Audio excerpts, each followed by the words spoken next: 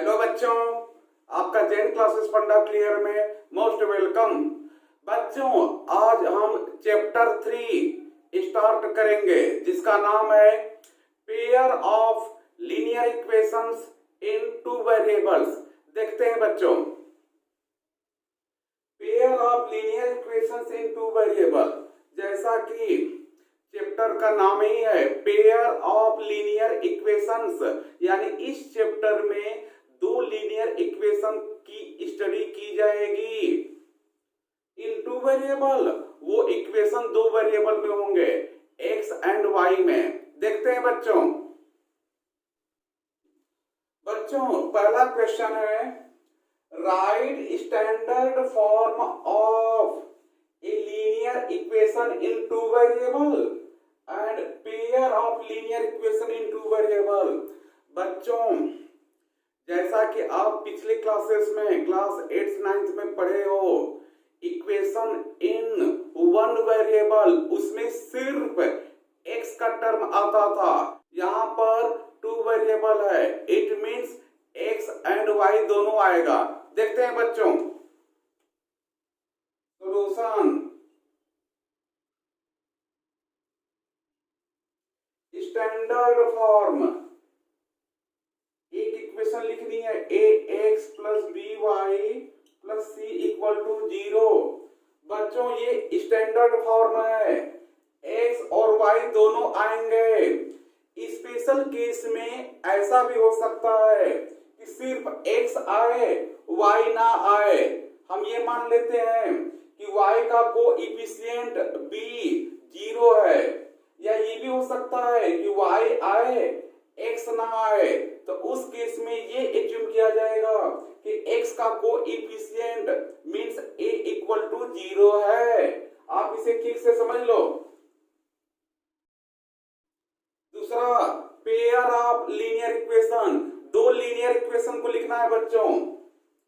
पहला a1x b1y plus c1 equal to 0, ये हो गया पहला।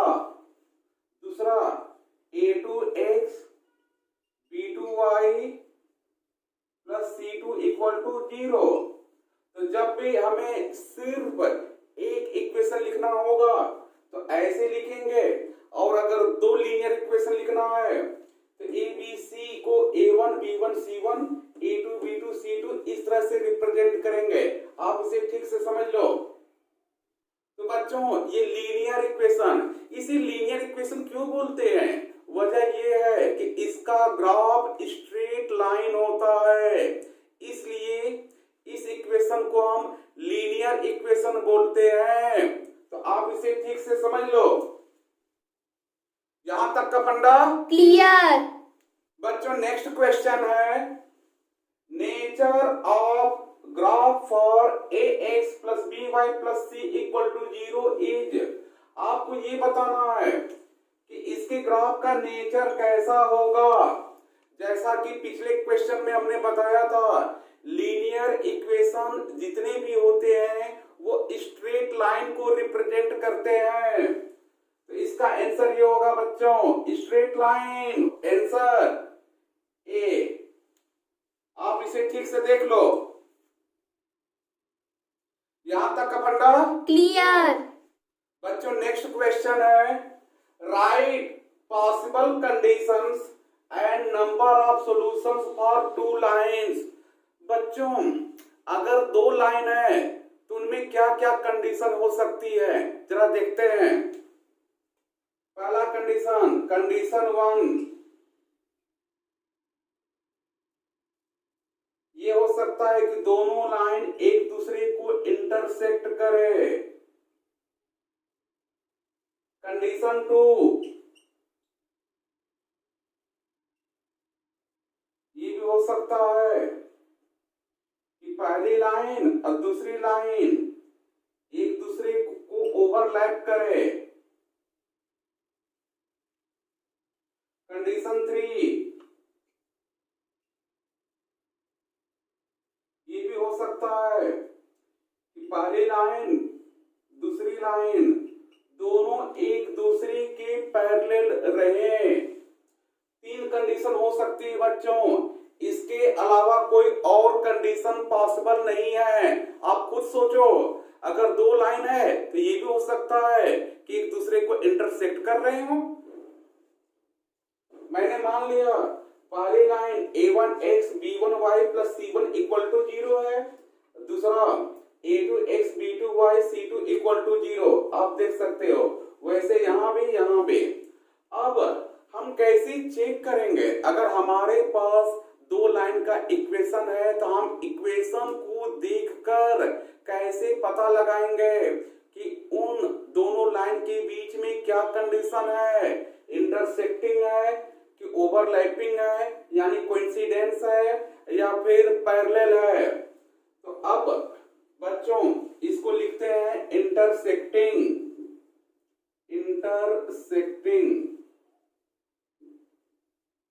इसको लिखेंगे कोइंसिडेंस। ये है पैरेलल। तो अब हम a1 a2 b1 b2 c1 c2 से पता लगा लेंगे। इसके लिए कंडीशन ये होता है बच्चों, a1 बाई a2 और b1 बाई b2 ये दोनों अलग अलग रेशियो आते हैं, ये रेशियो इक्वल नहीं हो सकता। इसके लिए कंडीशन ये होता है बच्चों, a1 by a2 b1 by b2 और c1 बाई c2 ये तीनों इक्वल होते हैं। a का रेशियो, b का रेशियो, c का ratio, a1 by a2 b1 by b2 c1 by c2 तीनों इक्वल। इसमें होता है बच्चों a1 by a2 b1 by b2 not equal to c1 by c2। तो आप इसे ठीक से देख लो। अब सवाल ये है कि सर अगर इनका रेशियो इक्वल नहीं है तो इंटरसेक्टिंग क्यों हो जाते हैं? बच्चों इस रेशियो से रिलेटिव स्लोप पता चलता है। अगर ये रेशियो इक्वल नहीं है तो इसका मतलब ये हुआ कि दोनों लाइन की स्लोप अलग अलग है। अब अगर स्लोप अलग अलग है तो फिर वो एक दूसरे को इंटरसेक्ट करेंगे। इससे ये पता चलता है कि उनका रिलेटिव स्लोप भी इक्वल है और c1 बाई c2 इक्वल हो गया। तो इससे ये भी पता चलता है कि उनकी पोजीशन भी सेम है। तो स्लोप भी इक्वल, पोजीशन भी इक्वल। तो इसका मतलब दोनों लाइन एक दूसरे को ओवरलैप कर रही हैं, यानी कंडीशन ऑफ कोइंसिडेंस। इसमें a का b का रेशियो इक्वल है यानी कि स्लोप इक्वल है, लेकिन उनकी पोजीशन अलग अलग है। आप कह सकते हो दो लाइन है, उनकी स्लोप इक्वल है मगर उनकी पोजीशन अलग अलग। अगर पोजीशन सेम होती तो ओवरलैप कर जाती, पोजीशन अलग अलग है तो पैरेलल चली जाएंगे।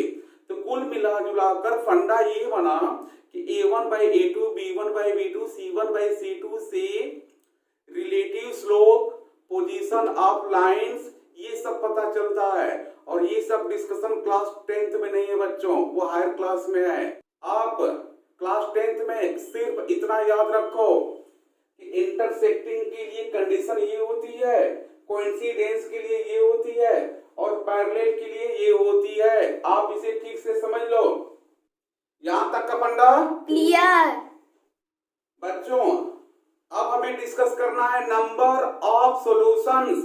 तो बच्चों नंबर ऑफ सॉल्यूशंस का मतलब होता है दोनों स्ट्रेट लाइन का कॉमन पॉइंट। तो देखते हैं बच्चों, इस केस में कॉमन पॉइंट सिर्फ एक है तो सिर्फ एक सॉल्यूशन मिलेगा। इसमें बहुत सारे हैं तो इसमें इनफाइनाइट नंबर ऑफ सॉल्यूशन, इसमें जीरो सॉल्यूशन, नो सॉल्यूशन। अब जरा देखें, इसमें सिर्फ एक सॉल्यूशन मिला, इसे बोलेंगे unique solution. Unique solution.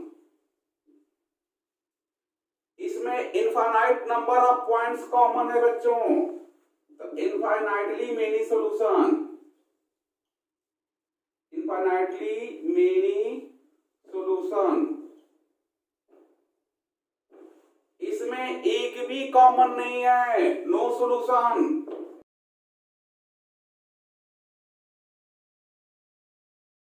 No solution, zero number of solution means no solution.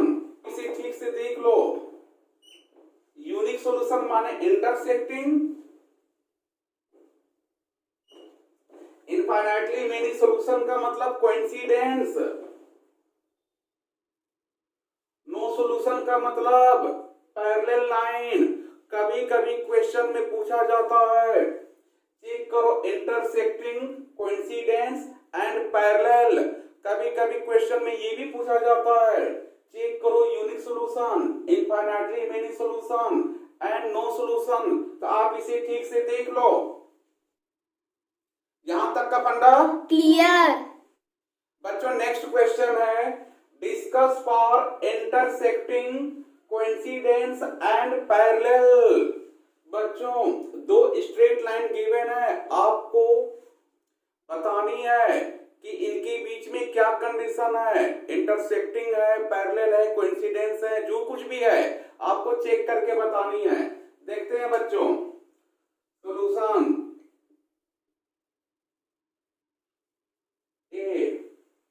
आप a1 by a2 b1 by b2 find out करो। a1 by a2 और b1 by b2, a1 by a2 2 by 3, b1 by b2 3 by -4। आपको c1 by c2 find out करने की जरूरत नहीं है। क्यों? क्योंकि a1 by a2 b1 by b2 अलग अलग है, इसका मतलब इंटरसेक्टिंग होगा। Here a1 by a2 not equal to b1 by b2, so intersecting.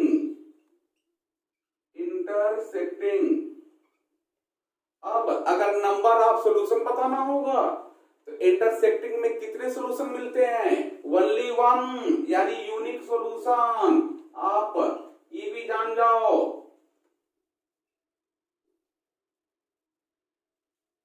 ठीक से देख लो। यहां तक का फंडा क्लियर। नेक्स्ट पार्ट है बच्चों, इसका भी a1 by a2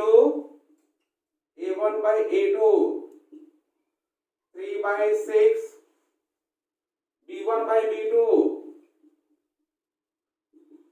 -1 upon -2।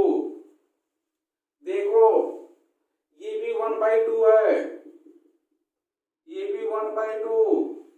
a1 by a2 b1 by b2 दोनों इक्वल हो गए, यानी कि इंटरसेक्टिंग नहीं है।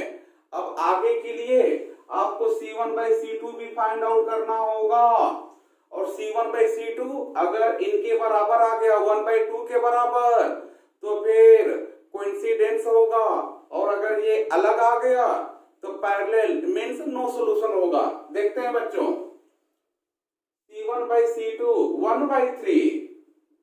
बच्चों यहां पर ये दोनों तो इक्वल आ गए, a1 by a2 b1 by b2 but not equal to c1 by c2।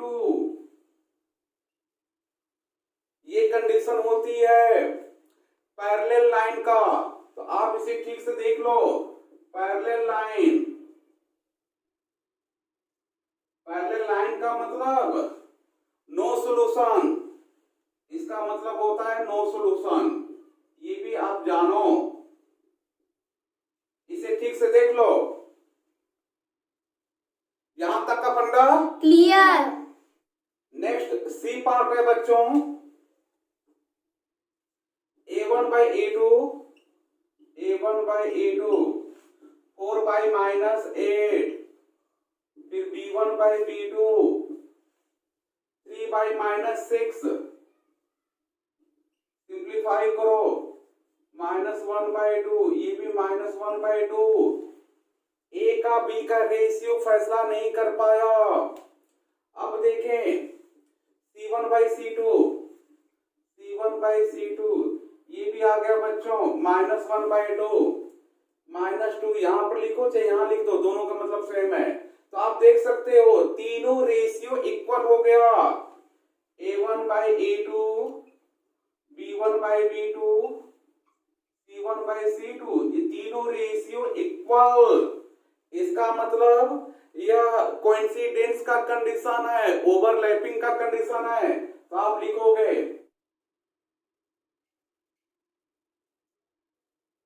Coincidence, या फिर इसका मतलब होता है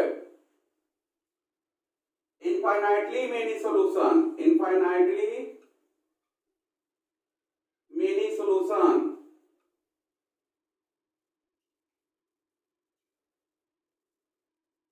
आप इसे ठीक से देख लो, यहां तक का फंडा क्लियर। नेक्स्ट है बच्चों डी में A1/A2, A1/A2, B1/B2, देखते हैं बच्चों 1/2, यहां पर 1/-1 यानी -1/1। फैसला यहीं पर हो गया, दोनों रेशियो अलग अलग है। यह A1/A2 not equal to B1/B2, तो इंटरसेक्टिंग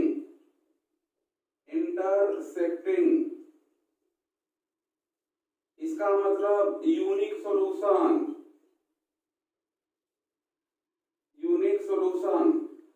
आप इसे ठीक से देख लो, यहां तक का फंडा क्लियर। बच्चों नेक्स्ट क्वेश्चन है find value of k if this and this has unique solution. बच्चों सॉल्यूशन जैसा कि आपको मालूम है, फॉर यूनिक सॉल्यूशन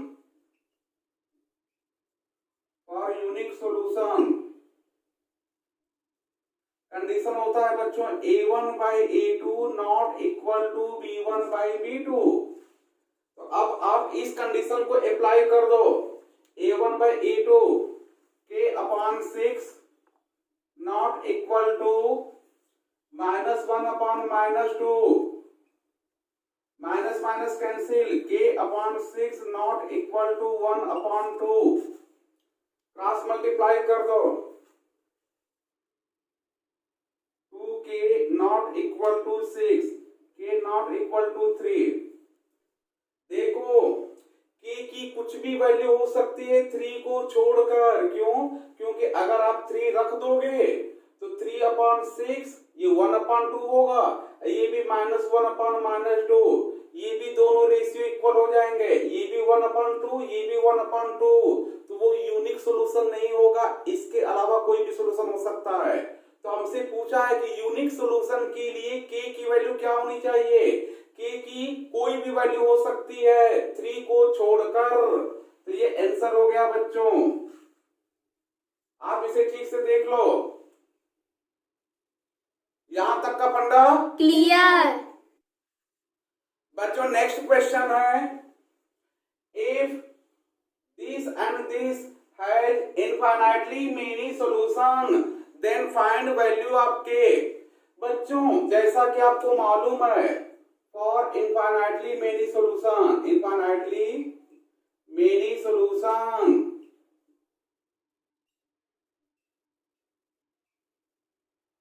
कंडीशन होती है बच्चों A1/A2, B1/B2, C1/C2, ये तीनों इक्वल होनी चाहिए।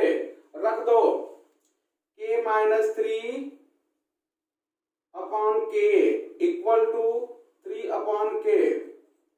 देखो यहां पर C1/C2 या तो दोनों कांस्टेंट इस तरफ होनी चाहिए या फिर दोनों कांस्टेंट उस तरफ होनी चाहिए। क्यों? अगर इधर भी आएगा तो माइनस माइनस रेशियो में खत्म हो जाएंगे। तो याद रखना ये कांस्टेंट दोनों इक्वल टू के लेफ्ट साइड या फिर दोनों के दोनों राइट साइड होनी चाहिए। रख दो K/12।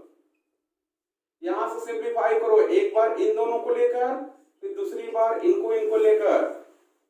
अब K-3 upon K equal to 3 upon K, cross multiply करो बच्चों, के square minus 3k equal to 3k, सबको एक तरफ ला दो, k common, k minus 6 equal to 0, k की वैल्यू 0 और 6, यहां से पहले कंडीशन से k की वैल्यू आ गई 0 एंड 6। अब दूसरे कंडीशन से बच्चों 3 upon k equal to k upon 12, cross multiply कर दो, k square equal to 36, k equal to plus 6 and minus 6। आप जल्दीबाजी में सिर्फ प्लस 6 मत लिखना, गलत हो जाएगा। आपको प्लस 6 माइनस 6 दोनों लिखना है। क्यों? 6 का स्क्वायर करेंगे तब भी 36, माइनस 6 का होल स्क्वायर करेंगे तब भी 36। तो आप इसे ठीक से देख लो। अब हमें ये भी कंडीशन ट्रू करना है, ये भी ट्रू करना है। ये तब इक्वल होगा जब k की वैल्यू या तो 0 हो या 6 हो। ये दोनों तब इक्वल होंगे जब k की वैल्यू 6 एंड माइनस 6 हो। तो इन दोनों में से कॉमन ये 6 है। अगर k की वैल्यू 6 होगा तो उस केस में ये भी इक्वल होगा और ये भी इक्वल होगा। तो आप कह सकते हो कि k की वैल्यू 6 होनी चाहिए। अगर k की वैल्यू 6 होगा तो ये दोनों भी इक्वल होंगे और फिर ये दोनों भी इक्वल होंगे, यानी तीनों इक्वल हो जाएंगे। तो आंसर k इक्वल टू 6। तो बच्चों आप याद रख लो, जब भी k की दोनों कंडीशन से दो दो वैल्यू आ जाए तो आप वही आंसर बताओगे जो k दोनों में कॉमन हो। तो आप इसे ठीक से देख लो। यहां तक का फंडा क्लियर। बच्चों नेक्स्ट क्वेश्चन है, find K if this and this has no solution. बच्चों जैसा कि मालूम है फॉर नो सॉल्यूशन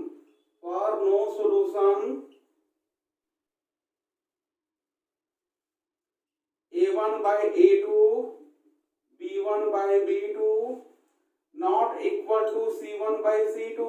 आप इसे ठीक से याद रखना। कंडीशन अप्लाई कर दो, 3 upon k equal to minus 4 by 3 not equal to 7 upon minus 5। देखते हैं बच्चों, अब आप इसमें इसको और इसको सॉल्व करो, k की वैल्यू निकालो। इससे k की वैल्यू कितनी आएगी और फिर इन दोनों से k की वैल्यू कितनी आएगी।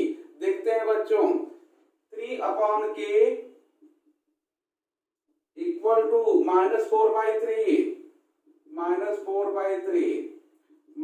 4k equal to 9, k equal to minus 9 by 4।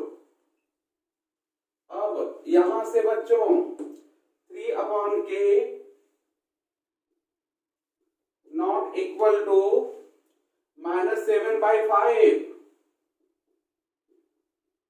Minus 7k not equal to 5k minus 5 by 7 के इक्वल नहीं होनी चाहिए। देखो इनमें कॉमन वैल्यू का मतलब दोनों कंडीशन सेटिस्फाई। ये भी कंडीशन सेटिस्फाई, ये भी कंडीशन सेटिस्फाई। ये k की वैल्यू माइनस 9 by 4 होनी चाहिए।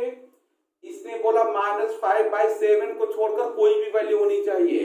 यानी अगर k की वैल्यू माइनस 9 by 4 होगा तो ये भी कंडीशन ट्रू होगा और ये भी कंडीशन ट्रू होगा। तो answer k equal to minus 9 by 4। आप इसे ठीक से समझ लो। यहां तक का फंडा क्लियर। बच्चों नेक्स्ट क्वेश्चन है, डिस्कस कंसिस्टेंट एंड इनकंसिस्टेंट। इनका क्या मतलब है देखते हैं बच्चों।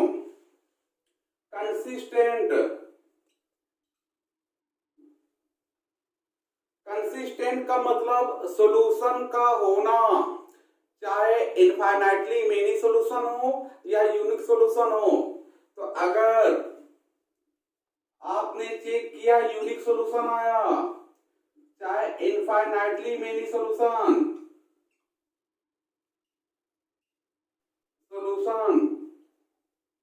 तो उसे हम कंसिस्टेंट बोलेंगे।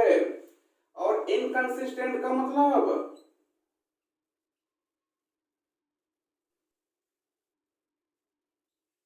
No solution. तो याद रखना, अगर आपको चेक करने को बोला जाए कि आप चेक करो दोनों इक्वेशन को कि ये कंसिस्टेंट है कि इनकंसिस्टेंट है, तो आप देख लेना, अगर नो सॉल्यूशन आ गया तो इसका मतलब इनकंसिस्टेंट, इनमें से कोई भी आ गया तो इसका मतलब कंसिस्टेंट। आप इसे समझ लो। यहां तक का फंडा क्लियर।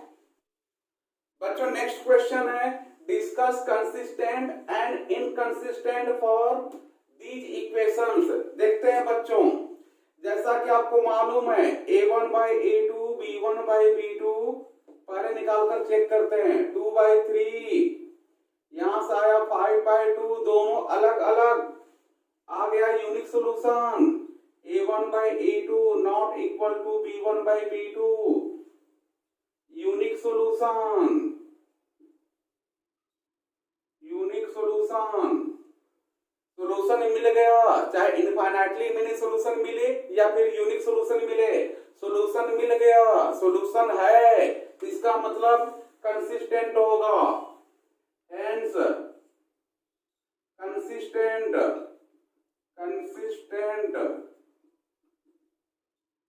आप इसे ठीक से देख लो। यहां तक का फंडा क्लियर। नेक्स्ट क्वेश्चन है बच्चों, discuss consistent and inconsistent for these equations. देखते हैं बच्चों, यहां पर a1/a2 b1/b2, देखें यहां तक फैसला हो पाता है कि नहीं। 4/12, ये आ गया 7/21, 1/3, ये भी 1/3, यहां तक फैसला नहीं हो पाया। अब c1/c2,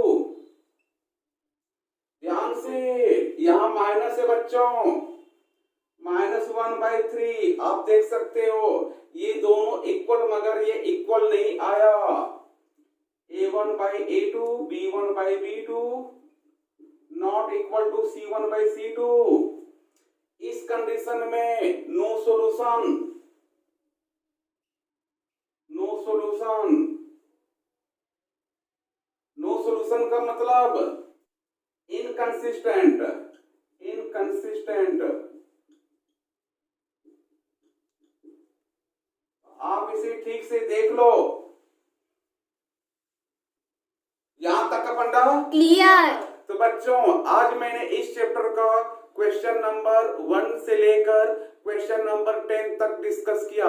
आप इसे ठीक से प्रैक्टिस कर लो ताकि नेक्स्ट क्लास आपको आसानी से समझ में आए। आज की कहानी यहीं तक। Okay, bye bye.